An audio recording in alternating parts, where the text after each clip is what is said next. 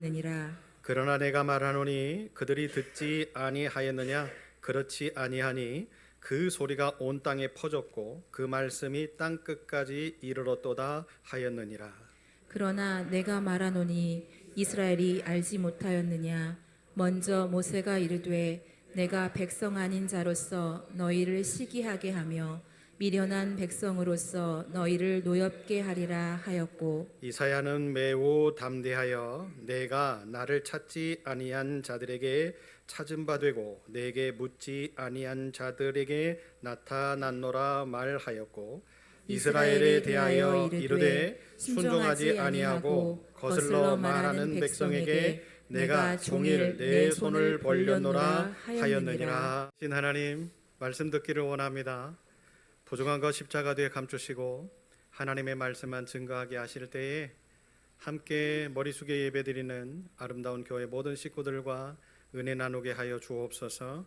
성령의 감동을 주셔서 말씀에 집중하게 하시고 깨닫는 은혜를 더하여 주셔서 하나님의 말씀이 내 마음판에 떨어질 때 아멘으로 받고 순종의 길을 걸어가 열매 맺는 멋진 삶 되게 하여 주옵소서. 이 예배의 온전함의 기쁨의 능력이 넘치는 귀하신 은혜가 함께 하기를 원합니다. 하나님 역사하여 주옵소서. 예수님 이름으로 기도합니다. 아멘. 하나님을 알고 계십니까? 손을 내밀어 주시는 하나님이라는 원래 제목이었는데 제가 설교를 준비하다가 말씀의 제목을 바꿨어요. 하나님을 알고 계십니까? 아멘. 자, 옆에 계신 분들과 한번 인사할까요? 하나님을 알고 계십니까? 다시 한번요. 하나님 알고 계십니까? 아멘. 예. 그러면요, 여기에 또 질문이 나와야 되잖아요. 어떤 질문이 나올까요? 얼만큼요? 예? 여러분 하나님을 얼만큼 알고 계세요? 많이 알고 계세요? 우리 책일주 집사님 많이 알고 계신데요. 근데 그 많이가 얼마만큼의 많이인지 아는 만큼 딸 만큼이요.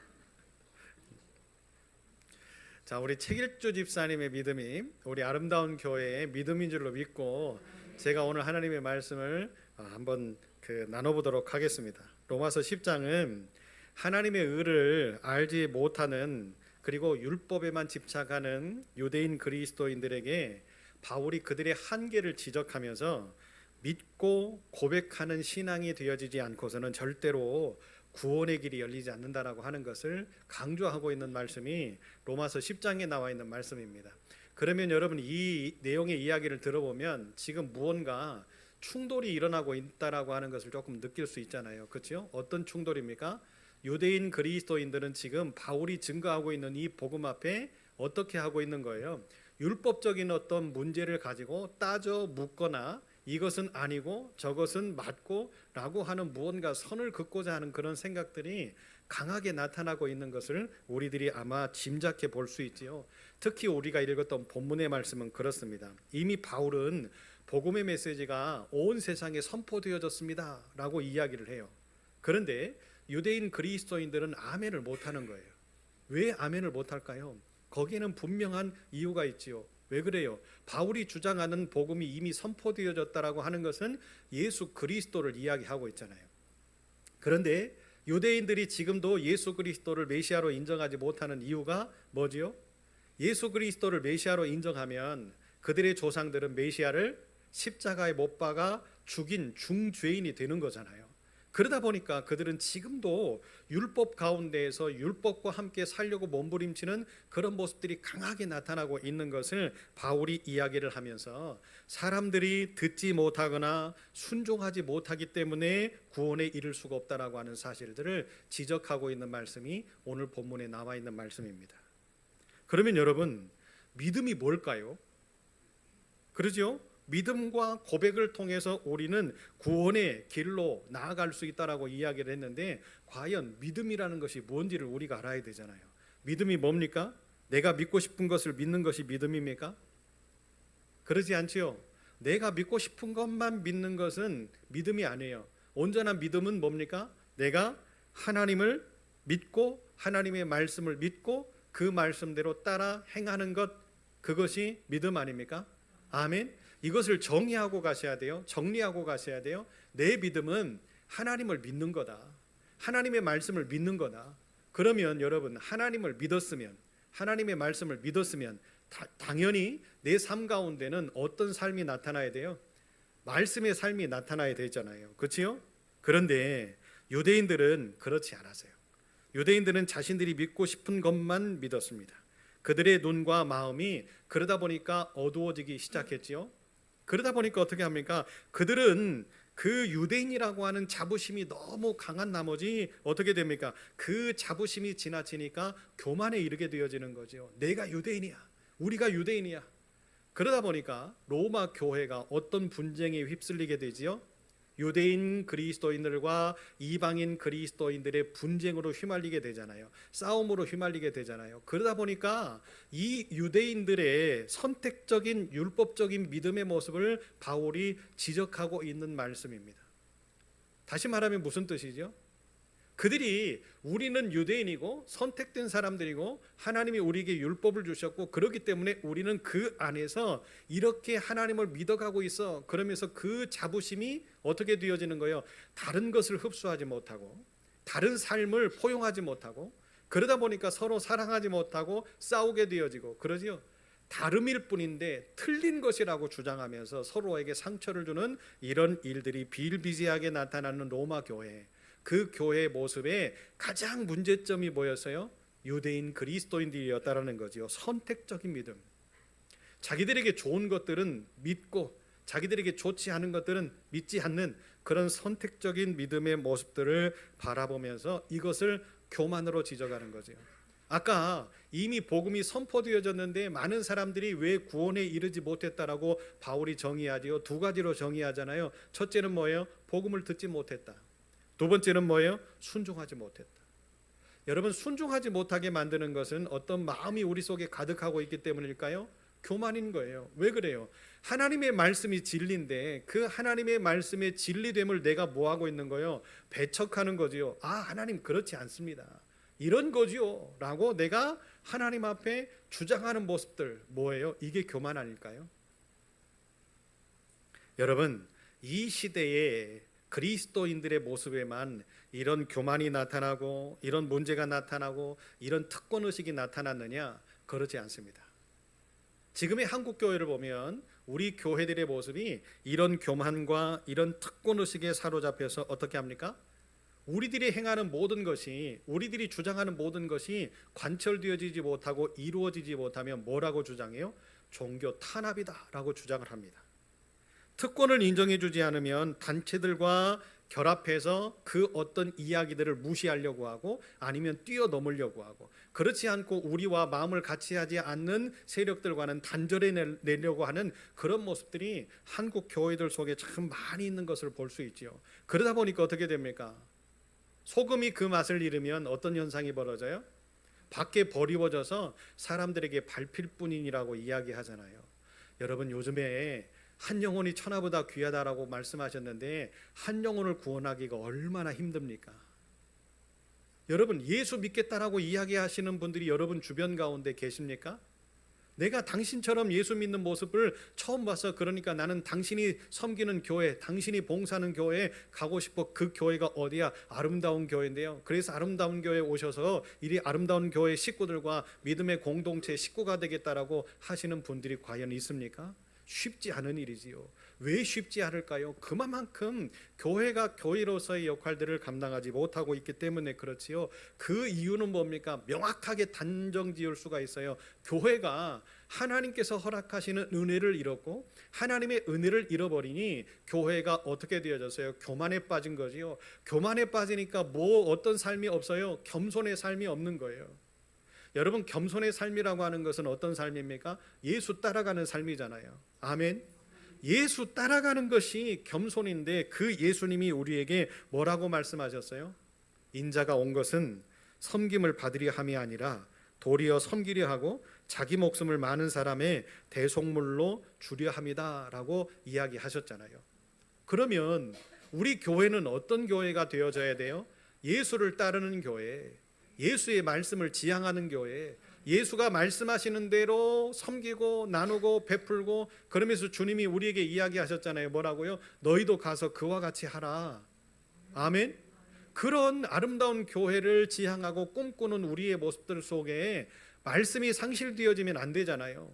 예수의 정신이 상실되어지면 안 되잖아요. 내 고집과 내 판단과 내 경험, 여러분 이건 교만 아닙니까? 하나님을 믿으면서 내 이야기가 무슨 소용이 있어요?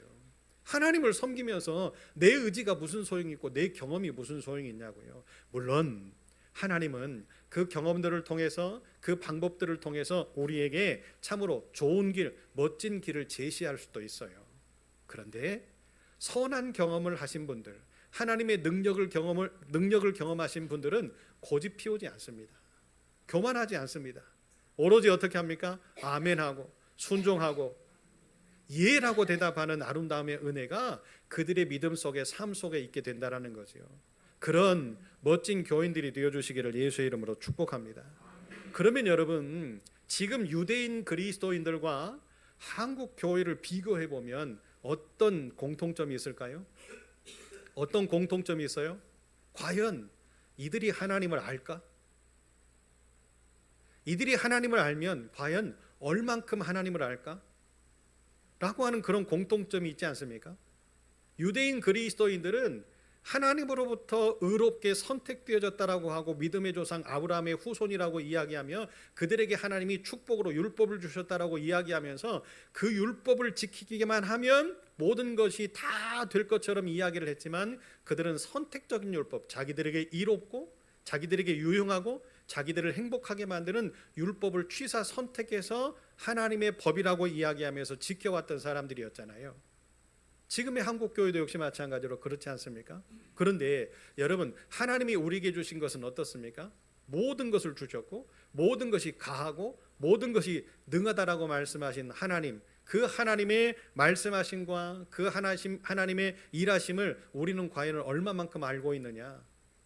그것이 오늘 우리가 풀어가야 될 숙제가 아닐까 하는 생각을 가져봅니다. 그렇다면 여러분, 우리가 하나님을 알기 위해서는 어떻게 해야 될까요? 제가 그것을 오늘 말씀을 통해서 세 가지로 정리를 해보겠습니다. 그 첫 번째는 여러분, 우리가 너무 잘 아는 말씀이죠. 너무나 귀가 따갑게 들었던 말씀이죠. 뭡니까? 하나님의 말씀을 듣게 해야 한다. 아멘. 하나님의 말씀을 듣게 해야 된다라고 하는 이 주장은 하나님의 말씀을 들어야 됩니다.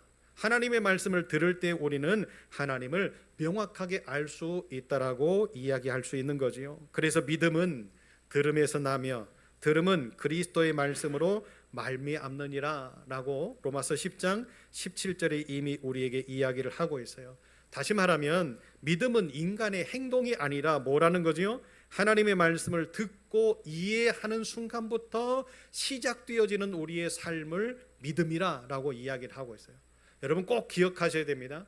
믿음은 마치 우리가 무언가 선한 일을 하고 하나님께서 보시기에 아름다운 일을 하고 사람들이 주변에 있는 우리의 공동체들이 인정할 만한 행동들을 하는 것이 믿음이 아니라 뭐라고요? 믿음은 하나님의 말씀을 듣고 그 말씀을 이해하는 데부터 시작되어지는, 하나님은 사랑의 하나님이구나. 그러면 우리는 어떻게 하면 돼요? 그것을 듣고 이해했으면 사랑의 삶을 살아가려고 시작하는 그 순간부터가 믿음이라고 한다라고 하는 것이지요. 그렇다고 한다면 여러분, 믿음이라고 하는 것은 뭡니까? 지금 우리의 삶 속에, 그리고 우리의 생활 속에, 그리고 우리의 인생 속에 가득 차 있어야 되는 것이 믿음 아닙니까? 왜 그래요? 우리는 하나님의 말씀을 얼마나 많이 들었습니까? 하나님의 말씀을 얼마나 많이 이해합니까? 하나님의 말씀을 얼마나 많이 공부했습니까? 그렇다고 한다면 우리의 전인격적인 모든 삶이 믿음이 되어져 있어야 되잖아요. 그러니까 확신을 못하니까 아멘이 없잖아요. 그러죠? 우리의 전인격적인 삶이 믿음이 되어져야만 한다라고 하는 이 사실에 우리는 동의할 수가 없는 거죠. 왜 그래요? 이거는 또 아닌 것 같고, 생각해 보니까 이런 행동은 또 아닌 것 같고, 이런 말은 또 아닌 것 같고, 이런 생각들이 계속 막 이렇게 들고 있잖아요. 말씀을 들을 때. 그렇죠? 여러분, 바울은 불신자의 입장에서 이렇게 이야기를 합니다. 복음을 전해주는 자가 있어야 믿을 거 아니겠습니까? 듣지 못했는데 어떻게 믿을 수 있겠습니까? 하나님을 믿지 않는데 어떻게 하나님을 부를 수가 있겠습니까? 아주 간단한 질문입니다. 그러잖아요. 복음을 나에게 전해준 사람이 없는데 내가 어떻게 복음을 받아들입니까? 또 내가 그 복음에 대해서 들은 바가 없는데 어떻게 그것을 이해하고 믿을 수가 있습니까? 하나님을 믿지 않는데 하나님이 어떤 분인지 나에게 전해주는 사람도 없고 전해주는 사람이 없어서 내가 하나님을 들은 바도 없고 하나님이 어떤 분인지를 모르는데 내가 하나님을 어떻게 부를 수 있습니까? 불신자들이 당연히 이야기할 수 있는 이야기지요. 그렇다고 한다면 여러분, 믿음의 사람들의 입장에서는 우리는 어떻게 이야기를 해야 됩니까? 복음을 전하는 전도자로 보내심을 받지 아니하면 절대로 하나님의 복음이 전해질 수 없기 때문에 하나님, 나를 보내주십시오. 먼저 믿는 나를 보내주십시오. 그래서 불신자들에게 복음을 증거하고 하나님을 증거하고 예수 그리스도를 증거하고, 그러니까 여러분 우리는 안 보내지는 거예요. 보내주십시오. 아멘하지 못하니까, 순종하지 못하니까. 그러니까 여러분 우리가 보내지지 못하니까 우리의 입을 통해서 복음이 들려지지 않고 또 예수를 알지 못하고 하나님을 알지 못하니까 내 주변에 있는 사람들이 하나님을 믿겠다라고 예수 그리스도가 내 구주인 것을 고백하지 못하는 거지요. 왜? 내가 말하지 않으니까, 내가 증거하지 않으니까. 그러나 좌절하지 마십시오. 하나님은 어느 때, 어느 시간이 되어 하나님의 계획하신 때가 되어졌을 때 우리를 통해서 복음을 증거하게 하시고 하나님을 증거하게 하시고 예수 그리스도를 선포하게 하시는 은혜를 주실 줄로 믿습니다. 바울에게는 상처가 있고 아픔이 있었어요. 그게 뭐였냐면 바울이 복음의 전도자였잖아요. 그래서 하나님을 증거하고 예수 그리스도를 증거하고 수많은 사람들에게 복음을 증거할 때에 이방인들이 그 말씀을 듣고 하나님을 믿고 예수 그리스도를 고백하고 세례를 받고 하나님의 사람이 되었는데 정작 자기에게 우호적이어야 되고 자기를 더 편애해야 되는 사람들, 다시 말하면 유대인 그리스도인들이 어떻게 합니까? 오히려 자기를 배척하고 예수님을 배척하는 그런 일들 때문에 얼마나 많은 상처를 입습니까? 그러지요? 그런 모습들 가운데서도 바울은 실족하지 않고 어떻게 합니까? 구원을 선포하고 그 구원의 시작이 예수 그리스도로부터 시작된다라고 하는 것. 왜 그래요? 자기가 느꼈잖아요. 율법 가운데 살고 있었던 자기의 삶을 완벽하게 파괴하게 만드시면서 예수 그리스도의 보혈의 십자가의 구속의 은혜가 자기 속에 들어오니 어떤 것을 고백합니까? 나의 모든 것을 배설물과 같이 여기면서 버린다. 내가 살아도 주를 위해서 살고 죽어도 주를 위해서 죽는다. 나는 표대 대신 예수 그리스도를 향해서 지금도 달려간다. 확고부동한 믿음을 가지고 그 믿음을 증거했더니 많은 사람들이 사울이 변화되어 바울 되어졌던 그 모습을 통해서 인정하고 예수를 구주로 영접하고 그리스도의 백성이 되잖아요. 할렐루야. 여러분, 그렇듯이 우리의 삶의 변화가 없이는 우리의 자녀들이 복음으로 돌아올 수 없어요. 내 삶의 변화가 없이 내 이웃들이 복음으로 돌아올 수 없지요. 또한 나와 함께하고 있는 많은 사람들이 나의 변화되어지는 삶의 모습들이 없을 때 절대로 하나님을 믿겠다, 내가 예수 믿겠다, 내가 교인이 되겠다 라고 그들의 입에서 고백이 절대로 나올 수가 없다라고 하는 사실이지요. 그러나 여러분 어떻게 해야 됩니까? 우리는 낙심하지 말고 흔들리지 말고 어떻게 해야 되지요? 끊임없이 기도하면서, 끊임없이 하나님의 음성을 듣기를 소망하면서, 하나님의 말씀 속에서 답을 찾기를 소망하면서 어떻게 해요? 그런 모습들이 있을 때 좌절하거나 우리 자녀들에게 상처받으면서 고민하거나 괴로워하지 말고 하나님 앞에 나아가 기도할 때에 하나님은 분명히 때가 되어 구원의 손길을 그 자녀들에게, 내 이웃들에게, 내 친족들에게 펼쳐주실 줄로 믿습니다. 그 믿음을 우리는 최선의 노력들을 다해서 살기 위해서 어떻게 해야 돼요? 들어야 돼요. 하나님의 말씀을 들어야 돼요. 아멘. 하나님의 말씀을 들으셔야 돼요. 그래야만 어떤 현상들이 벌어져요. 에스겔 골짜기에서 마른 뼈들이 살아나는 기적의 역사처럼 하나님의 말씀을 들을 때에 죽어져가는 영혼들이 살아나고 아파하는 영혼들이 회복되고, 여러분 그 죽어져가는 영혼이, 아파하는 영혼이 내가 될 수도 있고 내 식구가 될 수도 있고 내 자녀들이 될 수도 있고 내 이웃들이 될 수도 있잖아요. 더 간절한 마음을 가지고 하나님의 말씀을 듣고 깨닫고 기도할 때에 우리에게 믿음 주시고 그 믿음으로 승리하게 만들어 주실 줄로 믿습니다. 그래서 여러분 하나님의 교회는요, 분위기가 중요해요. 어떤 분위기? 하나님의 말씀을 들을 수 있는 분위기가 너무 중요하지요. 왜냐하면 하나님의 교회에 와야만 복음을 들을 수 있고 말씀을 들을 수 있기 때문에 그렇습니다. 그런데 많은 사람들이 왜 교회에 오고 싶어 하지 않을까요? 왜 우리의 자녀들이 교회에 오고 싶어 하지 않을까요? 교회에 왔는데 허구한 날 싸우고, 허구한 날 비판하고, 허구한 날 헐뜯고 욕하고 자기 생각들만 고집하고, 이런 어른들의 모습들을 보면서 아이들이, 내 자녀들이, 또 내 주변에 있는 이웃들이 어떤 생각을 가질까요? 아니, 교회 가봐야 오히려 세상에 살고 있는 우리들보다 더 못한 모습들을 보는데 교회 가봐야 배울 게 없잖아. 우리 아이들은 어떻게 생각할까요? 교회에 갔더니 맨날 어른들이 나무라기만 합니다. 맨날 어른들이 성질내기만 합니다. 이것도 하지마, 저것도 하지마. 맨날 이렇게 어른들이 규제만 합니다. 교회에 오고 싶겠어요? 하나님의 성전에 와야 하나님의 말씀을 듣고 그 말씀이 들려질 때 믿음이 생기고, 그 믿음을 가지고 하나님을 온전하게 믿어야 구원의 백성들이 될 수 있는 그 놀라운 능력들이 나타나는데, 하나님의 성전에 오는 걸음을 차단하잖아요. 하나님의 성전에 와도 하나님의 말씀을 듣고자 하는 마음을 차단해 버리잖아요. 부모 등살에 못 이겨서 우리 아이들이 교회에 오기는 했어요. 그런데 교회가 재미도 없어요. 맨날 어른들은 혼내기만 해요. 애들이 예배에 집중할까요? 어른들의 눈치를 살펴가면서 어디 피할 곳 없나? 숨을 곳 없나? 숨기 바쁘고 도망가기 바쁜데 예배를 어떻게 드려요? 예배를 드려야 하나님의 말씀을 들을 수 있잖아요. 사랑하는 여러분, 그렇기 때문에 교회는요, 분위기가 중요합니다. 우리 아름다운 교회 분위기는 어떻습니까? 분위기는 어떻습니까? 자신 있게 좋습니까? 여러분, 우리 아이들이 성전 안에 거하는 것을 행복으로 여기십시오. 저 아이들이 와서 떠들고 장난치고 핸드폰하고, 그죠? 자기들 하고 싶은 대로 소리치고 예배 시간인지 아니도 분별하지 못하고, 어떤 아이는 문을 열고 들어와서 어떻게 합니까? 지난번에 목사님 그러잖아요. 그런데 어린아이가 문을 열고 저를 찾는다는 것이 얼마나 행복입니까? 아멘.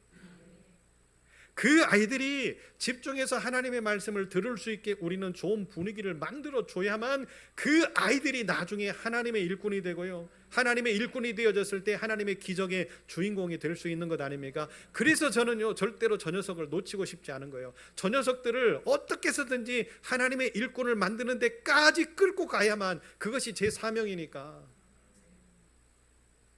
여러분, 제 사명에 방해꾼이 되지 말아 주시기를 바랍니다.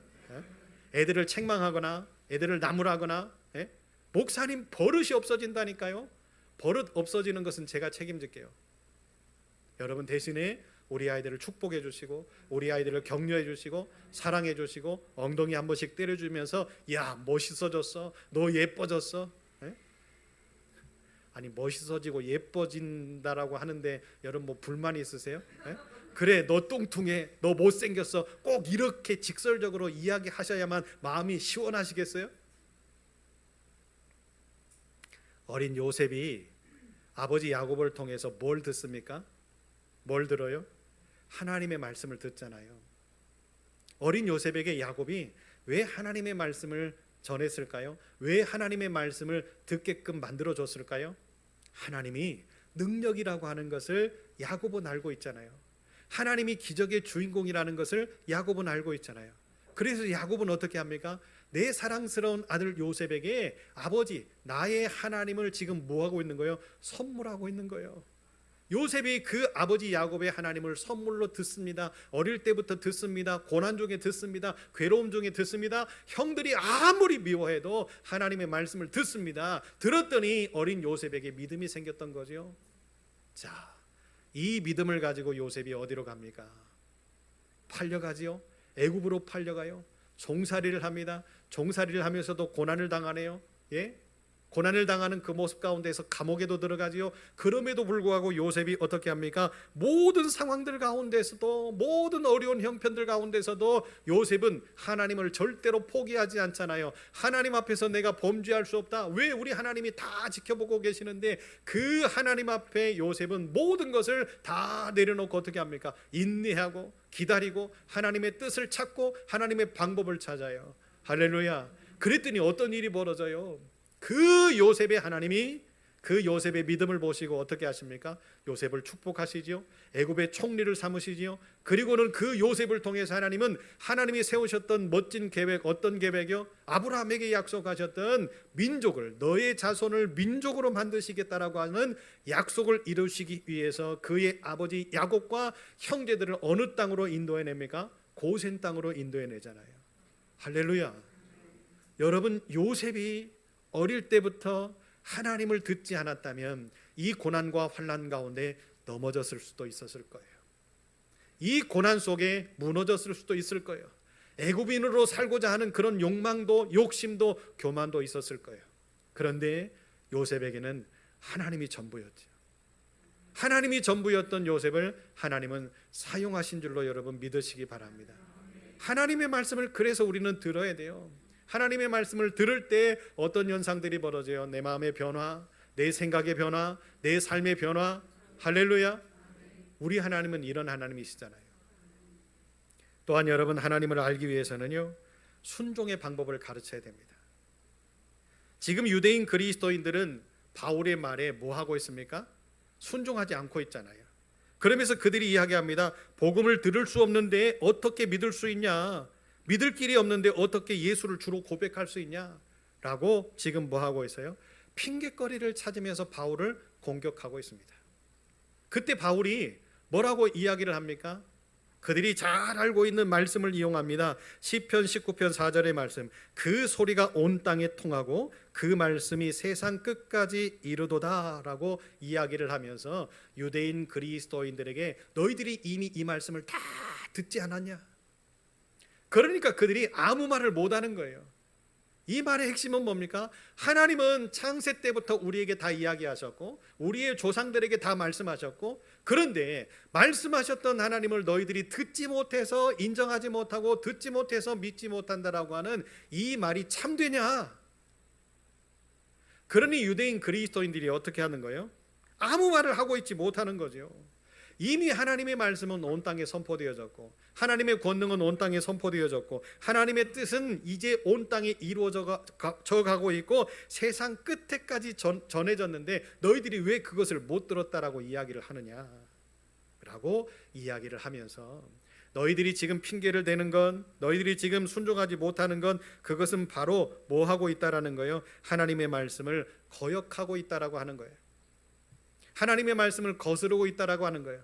그러면서 바울이 유대인 그리스도인들에게 주장하고 또 그들에게 강요하고 그들에게 부탁하고 있는 게 뭐예요? 순종하십시오. 여러분의 순종하지 못하는 것을 회개하십시오. 그럴 때 하나님께서 우리의 마음을 돌이키셔서 이제 순종의 길을 걸어갈 수 있게 만들어 주실 겁니다 라고 이야기하고 있는 거죠. 여러분, 순종이라는 것은 뭡니까? 하나님을 진정으로 사랑하고 섬기는 마음에서부터 비롯되어져서 내 삶 가운데서 그것을 표현하는 것, 그것이 순종 아닙니까? 내 언어로 표현하고 내 지식으로 표현하고 내 마음으로 표현하고, 하나님 그렇습니다. 아멘. 그것을 표현하는 것이 순종이잖아요. 그러면 불순종이 뭡니까? 그 반대겠지요. 하나님이 주신 계명을, 또 하나님이 우리에게 주신 지시를 거부하는 것, 다시 말하면 하나님의 말씀을 버리는 것, 그것이 불순종이잖아요. 그렇다면 여러분, 우리는 하나님을 알고 있는 사람들이라고 한다면 우리는 어떤 삶을 지향해야 됩니까? 불순종의 삶입니까? 하나님의 말씀을 버리는 삶입니까? 아니면 하나님의 말씀을 듣고 내 삶 가운데서 실천하는 삶입니까? 어떤 삶이지요? 여러분, 순종의 삶이잖아요. 아멘. 순종의 삶을 살기를 원하고 그 순종의 삶을 내 삶 가운데서 실현하기를 원한다면 여러분, 하나님의 말씀 앞에 아멘 하십시오. 하나님의 말씀하심에 예하고 따라가는 멋진 삶이 우리의 삶이 되어질 때에 하나님은 기적의 하나님 되실 줄로 믿습니다. 성경 속에 불순종함으로 하나님의 뜻을 거슬렀던 사람이 등장하지요.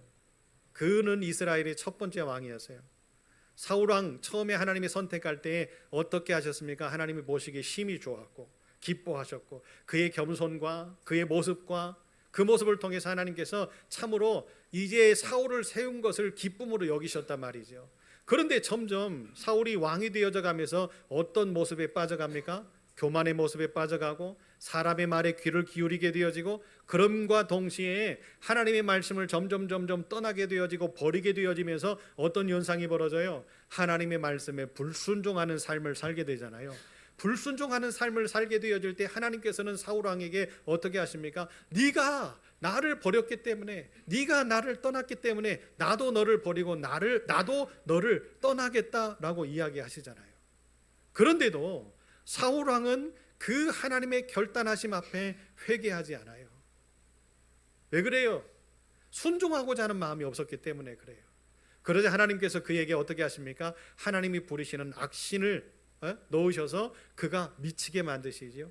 세상의 권세, 세상의 탐욕, 자기가 즐길 수 있는 모든 것들을 다 파괴하십니다.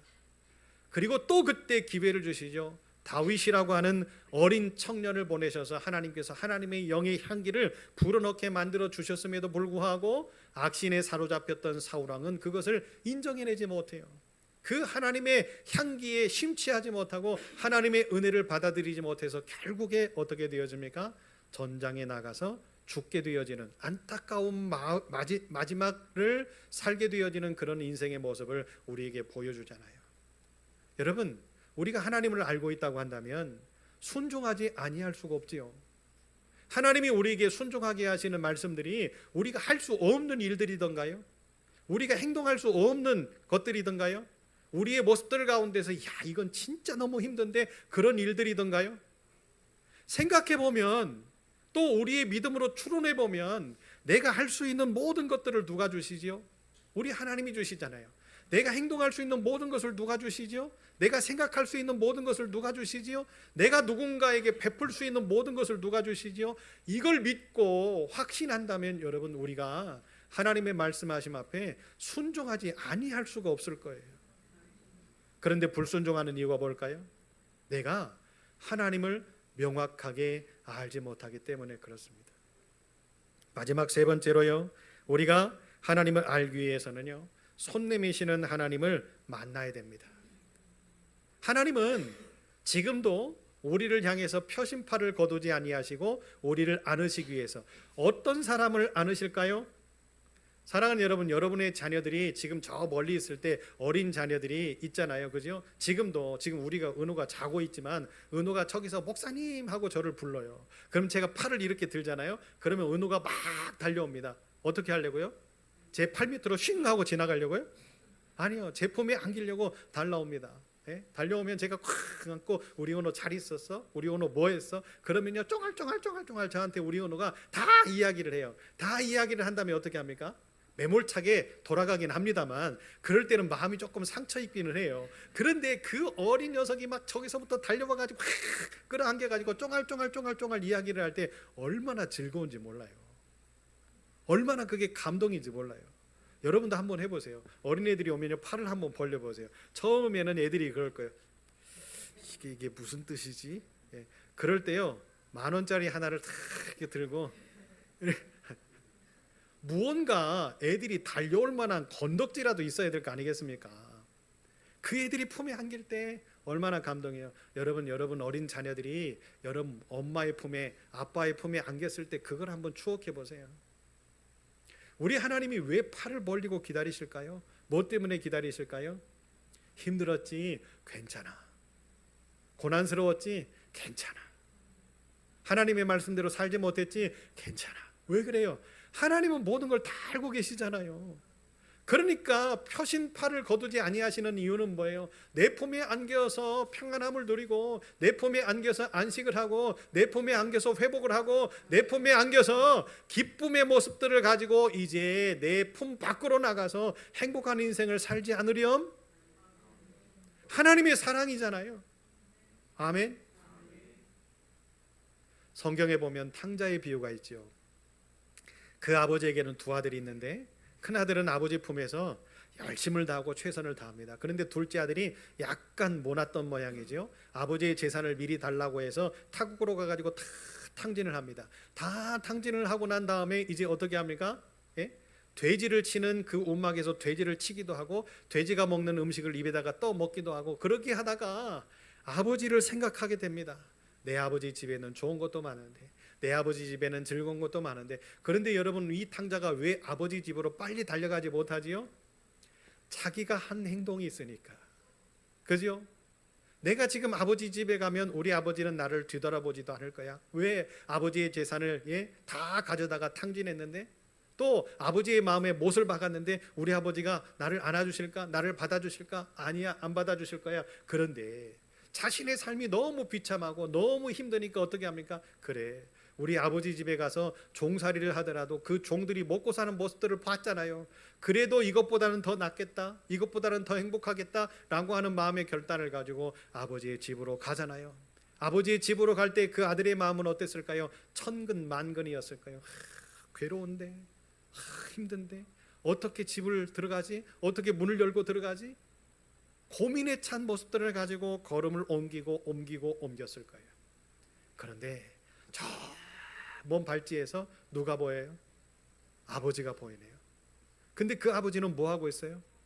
오늘도 내 아들이 오려나, 오늘도 내 아들이 오려나. 비가 와도 바람이 불어도 날씨가 좋아도 날씨가 굳어도 아버지는 그 아들이 언제 오려나, 우리 아들 언제 오려나. 그 아버지의 마음에는 재산이 문제가 아니에요. 아버지의 마음에 못을 박은 아들이 문제가 아니에요. 내 아들이 살아있나, 내 아들이 언제 오나. 그 아버지의 마음에, 그 품에 안기는 아들의 그 모습을 보고 싶어서 오늘도 기다리시는 그 아버지의 모습이 저 먼 발치에서 보이네요. 그 아들이 그 아버지에게 갈 때 그 아버지는 어떻게 합니까? 아들을 끌어안지요. 냄새나는 그 아들을 끌어안아요. 끌어안지만 그 아버지에게는 아들의 냄새가, 더러운 냄새가, 그 나쁜 냄새가 코 속에 이렇게 맡아져도 아버지의 마음은 어떨까요? 감동일 거예요. 희열일 거예요. 기쁨일 거예요. 왜요? 내 아들이 살아서 돌아와서 내 품에 안겨 있잖아요. 그리고는 어떻게 합니까? 가락지를 끼고 또 옷을 갈아입히고 잔치를 베풀고 그 아들을 맞이해주는 그 아버지의 모습을 통해서 지금 우리에게 손을 펴시고 기다리고 계시는 하나님의 마음을 우리들로 하여금 느끼게 만들어주시는 거죠. 여러분, 하나님께로 가는 걸음을 두려워하지 마세요. 내가 죄지었다고, 내가 잘못했다고, 내가 하나님의 뜻을 온전하게 행하지 못했다고 염려하고 근심하고 좌절하고 하나님께로 나아가지 못하게 만드는 속삭임은 마귀의 속삭임이에요.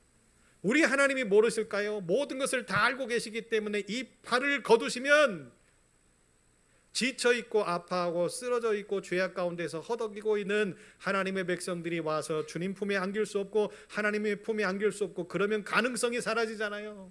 문제가 해결될 수 없잖아요. 새로운 인생을 살 수가 없잖아요. 그래서 하나님은 오늘도 펴신팔을 거두지 아니하시고 그 펴신팔을 펴시면서 사랑하는 자녀들이 와 안기기를 원하고 계시는 거죠.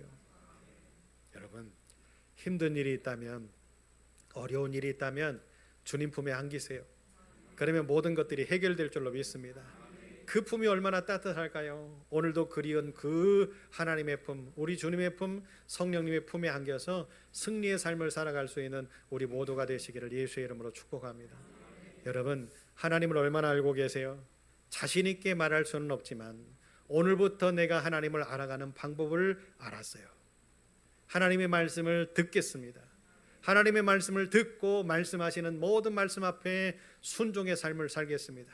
내가 힘들고 어렵고 범죄하고 하나님의 뜻을 거스러 살았다 할지라도 주님이, 우리 하나님이 펴신 팔을 거두지 아니하시고 팔을 펴시고 나를 기다리실 때 그 품에 안겨서 우리 은호가 저에게 쫑알쫑알 제 삶을 다 이야기하는 것처럼 우리도 하나님 앞에 우리의 모든 것들을 다 토로할 때 다 들으시고 다 이해하시고 흔쾌히 허락하시는 하나님의 축복을 경험하면서 세상 속에서 믿음의 행진을 할 수 있고 그 축복의 삶을 살면서 많은 사람들에게 내가 떳떳하게 하나님의 아들이고 하나님의 딸이라고 하는 것을 심어줄 수 있는 우리 아름다운 교회, 아름다운 모든 교회의 식구들이 되어주시기를 예수의 이름으로 축복합니다.